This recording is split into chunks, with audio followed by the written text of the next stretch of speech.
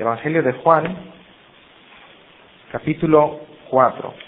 Y para recordar esta conversación en su contexto, vamos a leer también la primera parte de la conversación entre Jesús y la samaritana. Capítulo 4, empezando desde el versículo 1. Dice así: Cuando pues el Señor entendió que los fariseos habían oído decir, Jesús hace y bautiza más discípulos que Juan, aunque Jesús no bautizaba, sino sus discípulos, salió de Judea y se fue otra vez a Galilea, y le era necesario pasar por Samaria. Vino pues a una ciudad de Samaria llamada Sicar, junto a la heredad que Jacob dio a su hijo José, y estaba allí el pozo de Jacob. Entonces Jesús, cansado del camino, se sentó así junto al pozo. Era como la hora sexta. Esos son como las 12 del mediodía. Vino una mujer de Samaria a sacar agua y Jesús le dijo, dame de beber. Pues sus discípulos habían ido a la ciudad a comprar de comer. La mujer samaritana le dijo, ¿cómo tú, siendo judío, me pides a mí de beber, que soy mujer samaritana? Porque judíos y samaritanos no se tratan entre sí. Respondió Jesús y le dijo, si conocieras el don de Dios y quién es el que te dice dame de beber, tú le pedirías, y él te daría agua viva. La mujer le dijo, Señor, no tienes con qué sacarla, y el pozo es hondo. ¿De dónde pues tienes el agua viva?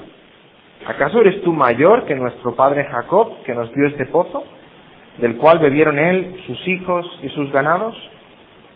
Respondió Jesús y le dijo, cualquiera que bebiere de esta agua volverá a tener sed, mas el que bebiere del agua que yo le daré no tendrá sed jamás, sino que el agua que yo le daré será en él una fuente de agua que salte para vida eterna. La mujer le dijo, Señor, dame esa agua para que no tenga yo sed ni venga aquí a sacarla. Jesús le dijo, ve, llama a tu marido y ven acá. Respondió la mujer y dijo, no tengo marido. Jesús le dijo, bien has dicho, no tengo marido, porque 5 maridos has tenido, y el que ahora tienes no es tu marido. Esto has dicho con verdad. Le dijo la mujer, Señor, me parece que tú eres profeta. Nuestros padres adoraron en este monte y vosotros decís que en Jerusalén es el lugar donde se debe de adorar. Jesús le dijo, mujer, créeme, que la hora viene cuando ni en este monte ni en Jerusalén adoraréis al Padre. Vosotros adoráis lo que no sabéis. Nosotros adoramos lo que sabemos, porque la salvación viene de los judíos. Mas la hora viene y ahora es cuando los verdaderos adoradores adorarán al Padre en espíritu y en verdad, porque también el Padre, tales adoradores, busca que le adoren. Dios es espíritu y los que le adoran en espíritu y en verdad es necesario que le adoren.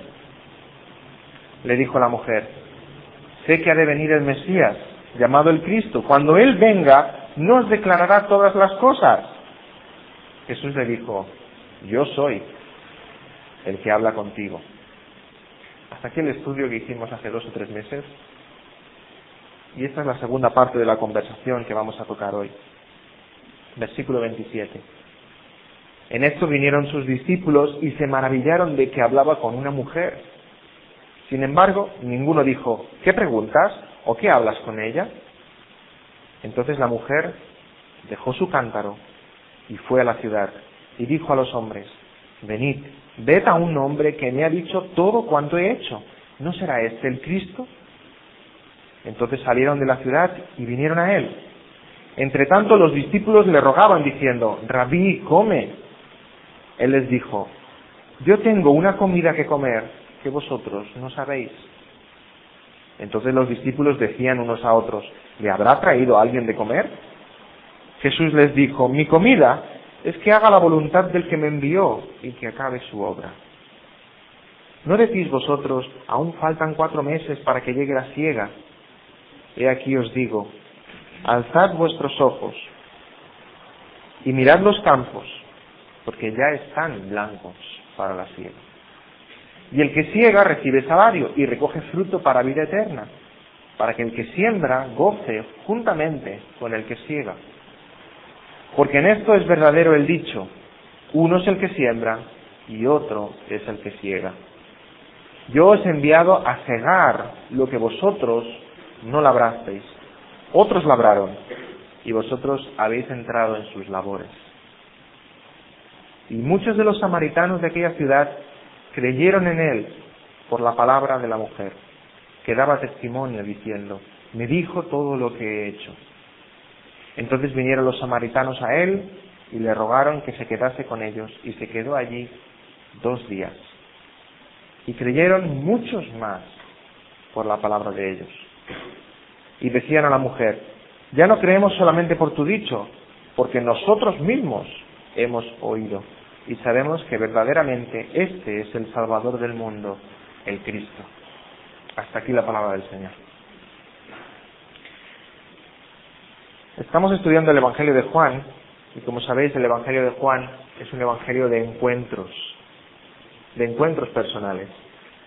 Hemos hablado de Nicodemo, ahora de la mujer samaritana, luego del paralítico, luego del joven rico. Todo el Evangelio de Juan es un evangelio de encuentros personales, en el que vemos al Señor Jesucristo como el perfecto predicador, el perfecto evangelista, el perfecto misionero, presentando el mensaje de salvación a todos. En la primera parte de esta conversación, Jesús charla a solas con la mujer samaritana, cara a cara con ella. Esta mujer estaba buscando saciar su sed interior. ¿Y en qué lo buscaba? En las relaciones personales. 5 maridos has tenido y el que ahora tienes no es tu marido. Estaba buscando esa sed interior en ese hombre perfecto, ¿verdad? Ese hombre perfecto que al final va a calmar mi soledad. Pero no es esa la sed que necesita su alma, sino el Señor Jesucristo. En esta primera parte, entonces, Jesús charla con la samaritana, conversa con ella y le presenta cuál es el Evangelio. El Evangelio es esa sed y ese agua que puede saciar esa sed espiritual. Y esa agua es Cristo. En esta segunda parte de la conversación, vemos que esa samaritana se convierte en cristiana. Y es ella la que sale a conversar con otros. Es ella la misionera que va a hablar a otros de Cristo. Vemos a una mujer transformada porque se ha encontrado cara a cara con el Señor, y es ella la que quiere ese mismo cambio para aquellos que conocen. Vemos como una conversión a Cristo se convierte en muchas conversiones a Cristo. Por tanto, parece que el tema principal que nos presenta este pasaje de hoy es el de las misiones, es el del evangelismo, es el de cómo alcanzar a otros para Cristo. El mismo Señor Jesucristo utiliza este encuentro, esta conversación con la samaritana para instruir a sus discípulos en lo que quiere decir predicar las buenas nuevas, lo que quiere decir el evangelismo. Lo primero que nos encontramos, versículo 27, ya sabéis que a mí me gusta coger los versículos y desgranarlos frase a frase, palabra por palabra. Lo primero que nos dice el versículo 27 es que los discípulos llegaron al pozo y dice que se maravillaron. Se maravillaron. ¿De qué? ¿De lo que el Señor Jesús estaba diciendo? No, de algo extraño a sus ojos. Jesús estaba hablando a solas con una mujer, probablemente no estaba nada bien visto, en el pozo, que era un lugar de encuentro, y como vimos en el estudio anterior, de encuentros matrimoniales muchas veces, que es el maestro hablando con una mujer a solas en el pozo, y no solo una mujer, sino además samaritana. Los judíos y los samaritanos no se tratan entre sí. Llegan al pozo, se encuentran en aquella escena y dice que se maravillaron, se sorprendieron. Pero nos dice otra cosa el versículo: se maravillaron de que hablaba con una mujer, sin embargo, ninguno dijo: ¿qué preguntas o qué hablas con ella? Se maravillaron, pero callaron. Fantástico, ¿verdad? Recuerdo hace años vi una película sobre el Antiguo Testamento y sale allí Abraham, y la escena en que Dios le dice a Abraham que ha de tomar a su hijo y ha de subir al monte Moriah, ha de sacrificarlo. Y en la película Abraham se estira de los cabellos: no, ¿por qué? Se echa por el suelo: Señor, ¿por qué me pides esto? Y me parece que la Biblia no dice eso, ¿verdad? Lo importante es que ir con cuidado qué películas ven nuestros hijos. Seguro se piensan que la Biblia dice lo que la película, y no es así. ¿Qué hizo Abraham?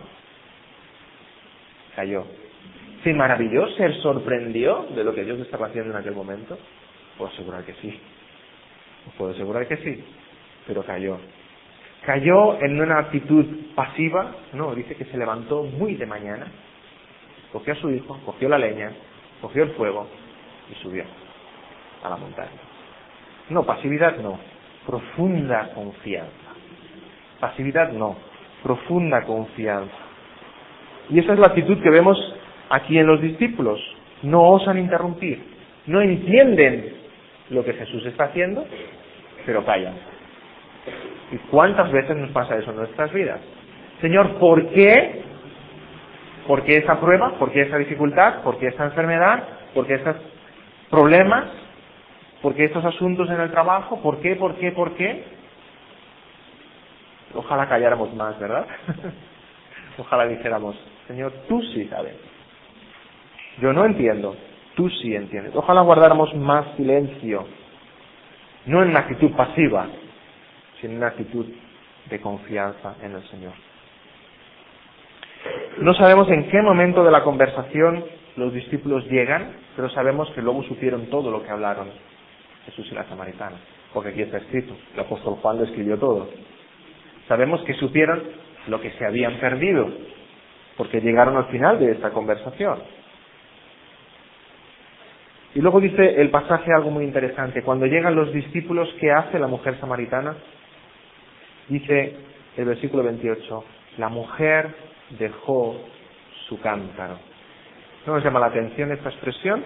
La mujer dejó su cántaro. Imagínate que vas a la panadería a comprar pan, compras el pan, te dan el cambio y te dice algo, la panadera, algo que te llama tanto la atención que te vas y te descuidas el pan ahí encima. Imagínate que vas al restaurante, pides tu menú, el camarero te sirve el plato, charlas con el camarero y te dice algo que llama tanto tu atención que te vas y dejas toda la comida en la mesa sin tocarla. Algo importante ha de ser. Esto es lo que hace esta mujer. Va a buscar agua con su cántaro y la conversación con Jesús produce tal impacto que se va y se deja el cántaro. Allí se lo deja. Lo más importante para ella en aquel momento. Es para lo cual había viajado hasta el pozo, cargando aquel cántaro para ir a buscar agua. Ya no le importa el agua. Ya no le importa. Hay algo más importante en su vida. Nos recuerda a Marcos 1:19 cuando el Señor Jesús llama a sus discípulos y ¿qué hacen? Dejaron la barca y dejaron las redes y siguieron a Jesús. Recordamos la conversión de Mateo. Mateo, recaudador de impuestos, en su mesita, ¿verdad? El traidor a ojos de los judíos, porque recogía impuestos para dárselos a los romanos. Estaba allí en la mesa de los impuestos. Jesús le dice, sígueme. ¿Y qué hace Mateo? Deja la mesa. Mateo, te estás buscando problemas. Los romanos van a ir detrás de ti. Y si has recaudado impuestos y los has dejado allí, deja la mesa. Y se va detrás de Jesús. Recordamos a Saulo, quien se convirtió camino de Damasco, cuando Jesús le dice, ¿por qué me persigues? Que dejó toda su vida pasada. Dejó el judaísmo, dejó las tradiciones, siguió a Cristo. La samaritana exactamente igual. Se encuentra con Jesús y deja allí su cántaro. Lo que había sido lo más importante para ella hasta entonces, ahí se queda. Deja de tener importancia. En ese momento entiende que es Jesús solamente el que va a saciar su sed, no el agua que pueda recoger con ese cántaro. Dice el comentarista Riley en uno de sus libros, hablando de este pasaje, vemos aquí el poder de expulsión, me encanta esta expresión, el poder de expulsión que tiene la gracia del Espíritu Santo. Una vez que se introduce la gracia del Señor en el corazón, echa fuera los viejos gustos, los viejos intereses. Un converso ya no se preocupa por lo que solía preocuparse. La casa tiene un nuevo inquilino. Hay un nuevo piloto al timón. El mundo entero parece distinto. Todas las cosas han sido hechas nuevas.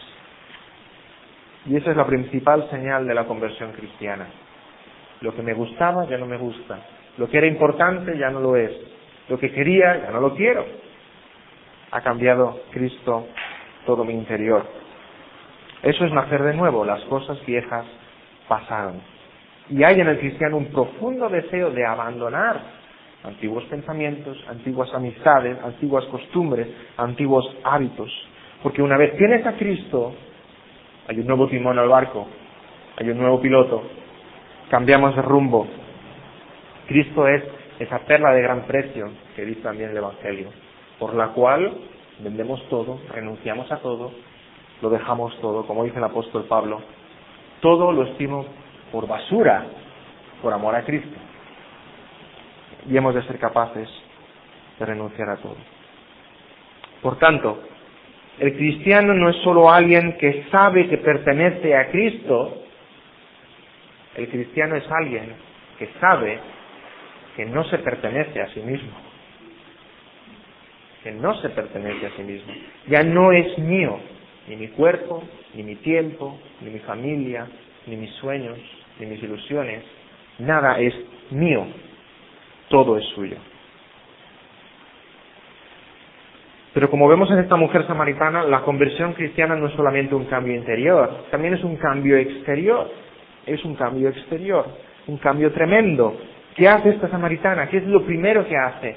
No puede estarse quieta, no se lo puede callar. Dice que deja su cántaro y sale, marcha a la ciudad y dijo a los hombres todo lo que Cristo le había dicho. O sea que esta mujer se convierte en la primera misionera samaritana a los samaritanos. Como dicen en inglés, a home missionary, o sea, un misionero a los suyos, a su propio pueblo, a su propia lengua, a su propia gente, a los demás samaritanos. Aquí dice que fue a los hombres, no dice que fuera a las mujeres, ¿verdad? ¿Recordáis el estudio anterior?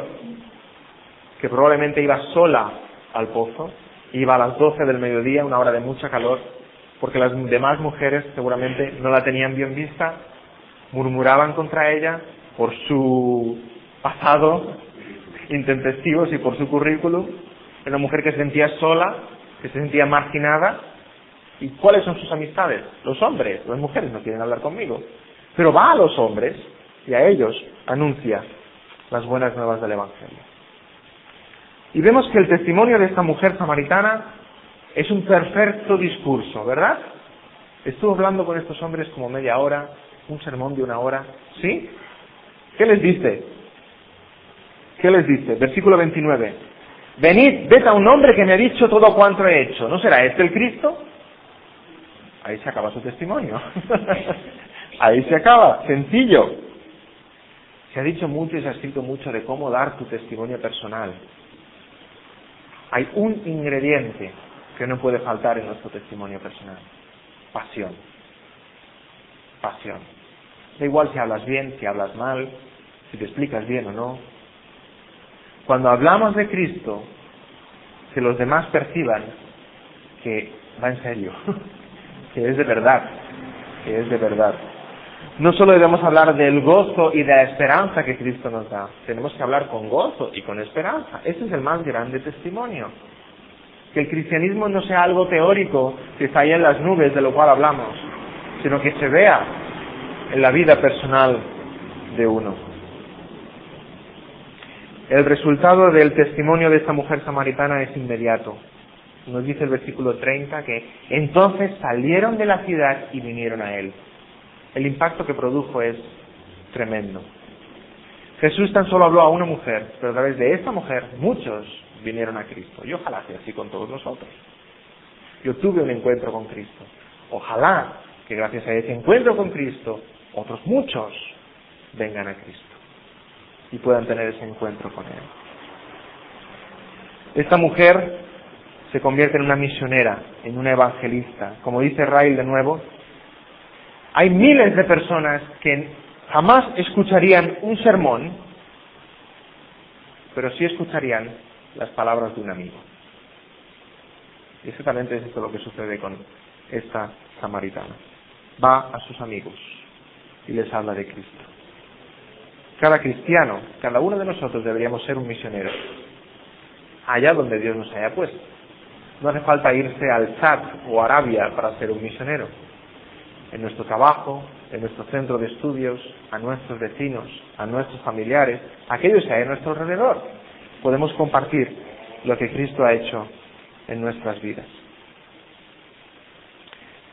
Se nos dice mucho y se nos recuerda mucho que todos debemos ser buenos samaritanos, lo cual quiere decir, como el buen samaritano de la parábola, que hay que preocuparse por las necesidades físicas de aquellos que hay a nuestro alrededor. Y la parábola del buen samaritano ha promovido todo lo que es la obra social.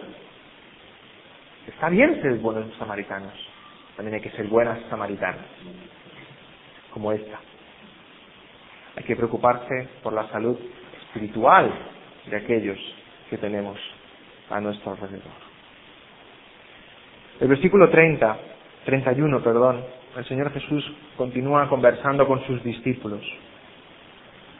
Los discípulos se acercan a Jesús y le dicen: Rabí, come, maestro, come. Qué preocupación la de los discípulos, ¿verdad? Estaban caminando, estaban de viaje, no hacían como nosotros, cogemos el tren o el autobús o el metro, a pie, y la gasolina entonces era comer. Y le dicen: maestro, come, estamos caminando, hace sol, el viaje es cansado, come, no queremos que te desmayes en medio del camino. Maestro, come. ¿Es lo que te conviene ahora? Por favor, maestro, come algo. Le están rogando que coma. Cuando escucho estas palabras de los discípulos hacia el Señor Jesús, me recuerda un poco mis palabras hacia mis hijos, el mediodía, cuando se sientan en la mesa con el plato delante. Daniel, Moisés, comed lo que tenéis en la comida. Y a veces juegan, a veces se entretienen, no quieren de acabar de comer lo que hay en el plato. Casi que los discípulos se están preocupando por Jesús como unos padres que están preocupados porque el niño coma. Y entonces Jesús les dice a los discípulos lo que todo padre teme que sus hijos les digan: es que ya tengo otra comida. Yo, si mis hijos me dicen eso, es que ya hemos comido, o es que tenemos otra comida. Digo: ay, madre, han atacado la caja de las galletas, o ¿qué han hecho? Exactamente eso es lo que Jesús le dice a sus discípulos: no, es que tengo otra comida. Los discípulos dicen: ya está, alguien le ha dado de comer. A lo mejor aquella samaritana que se va por allí le ha traído un pan o le ha traído algo. Jesús dice: yo tengo una comida que comer, que vosotros no sabéis. ¿Cómo pica la curiosidad de Jesús, Es tremendo. Yo tengo otra comida. ¿Ah, sí? ¿Dónde la escondes? Que vosotros no sabéis. Y se preguntan: ¿le ha traído alguien de comer? Evidentemente los discípulos están pensando en una comida material, en una comida física. Ellos estaban tan hambrientos que se han ido a la ciudad a buscar comida. Están convencidos en ese momento de que no hay nada más importante que comer. Por tanto, Jesús, ¿qué ha de hacer? Comer. No hay nada como esto. Si no comemos y no bebemos, nos podemos desmayar, nos podemos enfermar, hasta nos podemos morir. ¿Qué puede haber más importante que comer? Esto es lo que estaban pensando los discípulos. ¿Hay algo más importante que comer? Y Jesús les responde, vaya si les responde, versículo 34. Mi comida es que haga la voluntad del que me envió y que acabe su obra. Qué lección para sus propios discípulos. Vosotros todos estáis tan preocupados por vuestras panzas que os habéis ido en tropel y me habéis dejado solo. Os habéis ido todos a buscar qué comer. Y yo me he quedado aquí para cumplir la voluntad de mi Padre, que era hablar del Evangelio con esta samaritana. Esto es más importante que comer. Yo creo que se les debía caer la cara de vergüenza a todos ellos. Y debían aprender la lección. Aprendámosla nosotros también. Este es nuestro primer alimento. ¿Y por qué ayunamos cuando ayunamos? Sino por esto, para recordarnos a nosotros mismos de que en efecto hay algo más importante que la comida, que es nuestra relación con el Señor, que es alimentarnos de la palabra, que es comunicarnos en oración con el Señor, que es comer y beber de Cristo, antes que la comida física, material. El mismo Jesús nos dice lo siguiente en Juan 15:5, yo soy la vid y vosotros los pámpanos, separados de mí, nada podéis hacer. El pámpano se alimenta, se nutre de la vid. El Señor Jesús también, hablando de la Santa Cena, dice: tomad, comed, esto es mi cuerpo, que por vosotros es partido. Cristo es nuestro alimento espiritual. Servir a Cristo, escuchar a Cristo, obedecer a Cristo, eso es mejor que comer y mejor que beber. Ojalá podamos decir como Job 23:12, en medio de su angustia, en medio de su aflicción, en medio de su enfermedad, Job dice que las palabras del Señor son más que la comida. Es lo que más desea en esta vida. Versículo 35, el Señor Jesús utiliza una parábola, una expresión, habla del evangelismo y de compartir las buenas nuevas del Señor, comparándolo con unos campos que están blancos. ¿Qué quiere decir que los campos están blancos? Que no están verdes. Yo no entiendo mucho de campo, pero cuando el campo está blanco es que está maduro. Está a punto para cegar, está a punto ya para recoger el fruto de ese campo. Y el Señor les dice a sus discípulos: los campos ya están blancos para la siega. Ya están listos. Y estas palabras han de ser de gran estímulo para los cristianos, por varias razones. En primer lugar, el Señor dice: los campos ya están listos. No hay que esperarse más. No hay que esperarse más.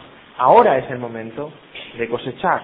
Es el momento de recoger. Es ahora el momento de salir y compartir las buenas nuevas, para que muchos se rindan a Cristo.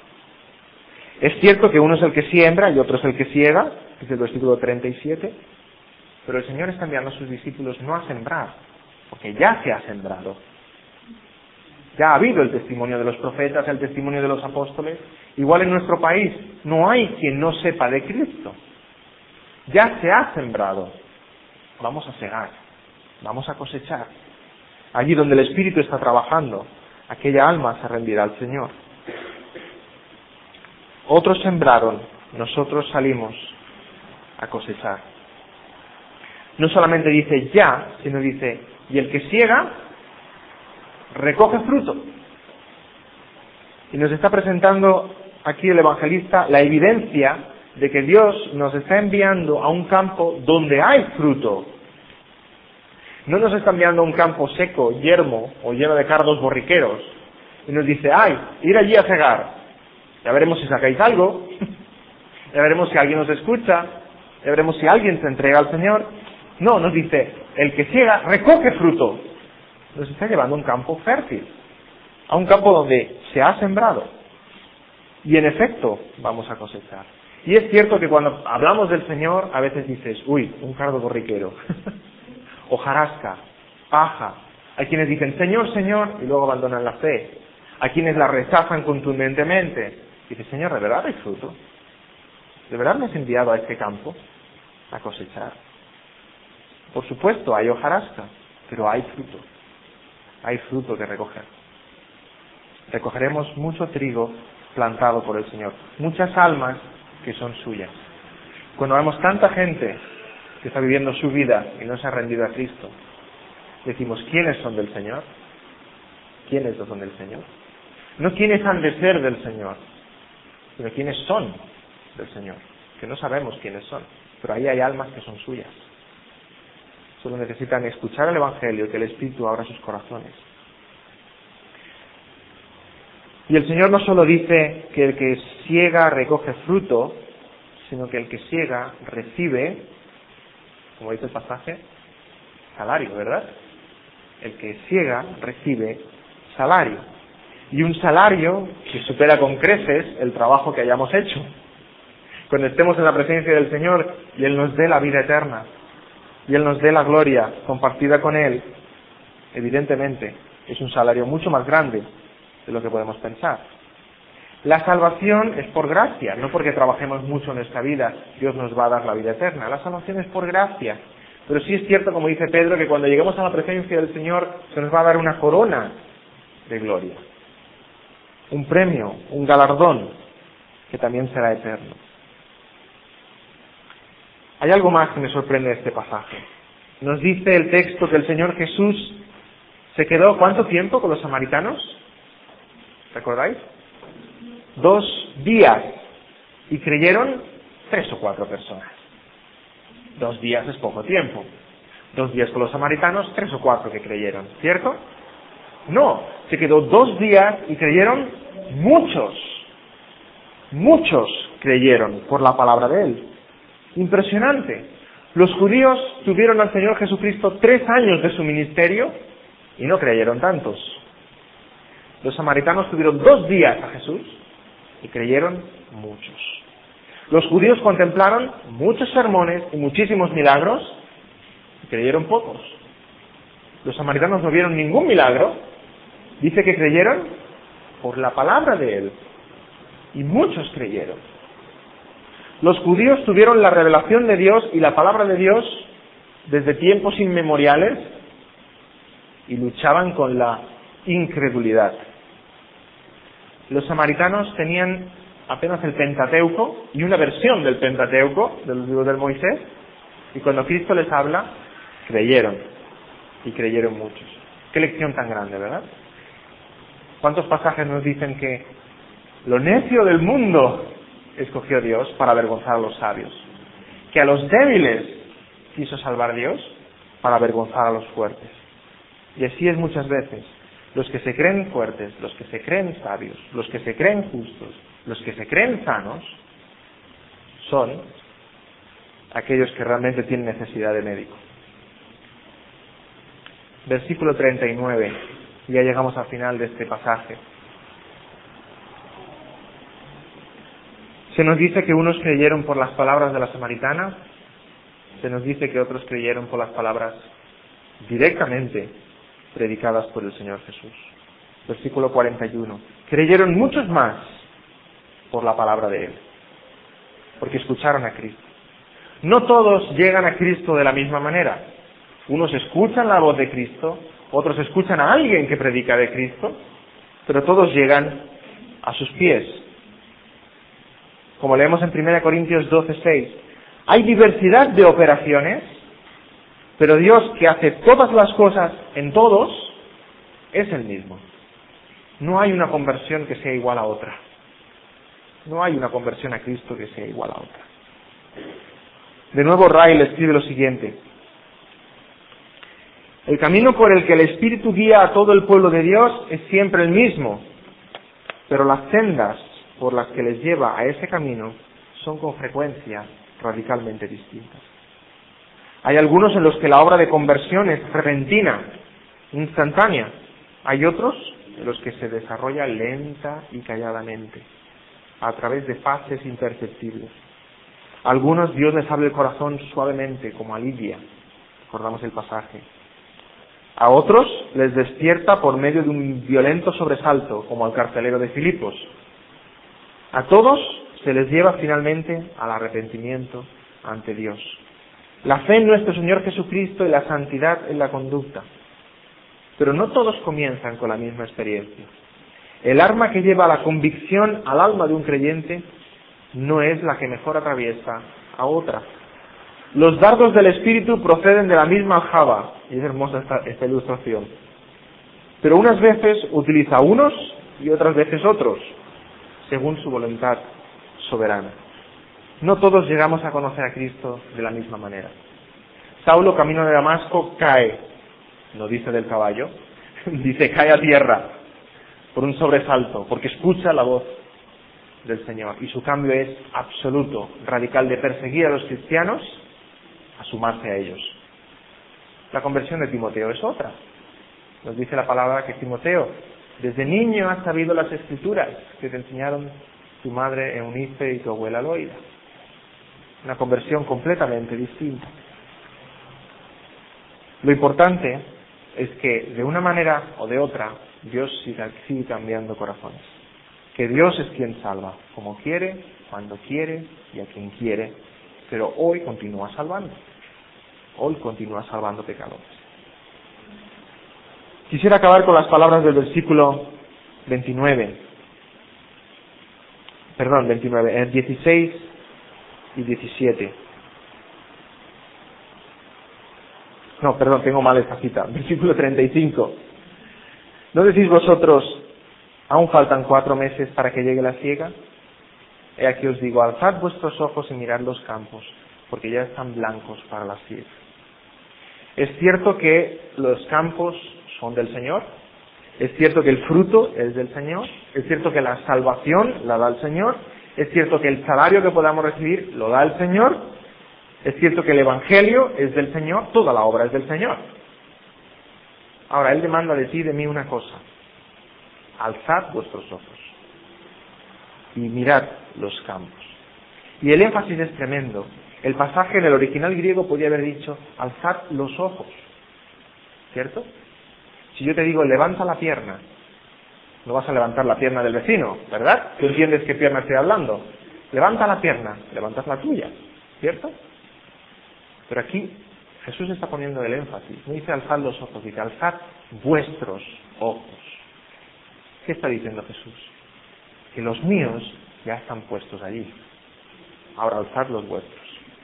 Y mirad donde yo miro, a los campos que están blancos para la siega. Y si les dice a sus discípulos, alzad los ojos, es por algo. ¿Dónde están mirando ellos? En este caso sus barrigas, como hemos comentado. Están mirándose a sí mismos. ¿Cuáles son mis necesidades? ¿Qué es lo que yo necesito ahora? ¿Qué es lo que me preocupa en mi vida? Y evidentemente para poder ver los campos blancos para la siega, necesitamos levantar la vista. Necesitamos dejar de mirarnos a nosotros mismos para mirar donde Jesús mira. Sus discípulos estaban mirando hacia abajo, hacia su propia necesidad, su propia hambre. Jesús les dice, alzad los ojos y mirad al horizonte. Alzad los ojos hacia donde yo estoy mirando. Para aquellos que aún no os habéis entregado a Cristo, os diría, uy, alguien se ha hecho daño. Para aquellos, ya para acabar, aquellos que aún no os hayáis entregado a Cristo, os recuerdo las palabras del Señor Jesús a la samaritana. Si vivieres del agua que yo te daré, no tendrás sed jamás, sino que el agua que yo te daré será en ti una fuente que brote para vida eterna. Y aquellos que somos de Cristo, recordad las palabras del Señor Jesús a sus discípulos. Alzad los ojos y mirad los campos blancos para la siega. Amén. Que el Señor bendiga su palabra.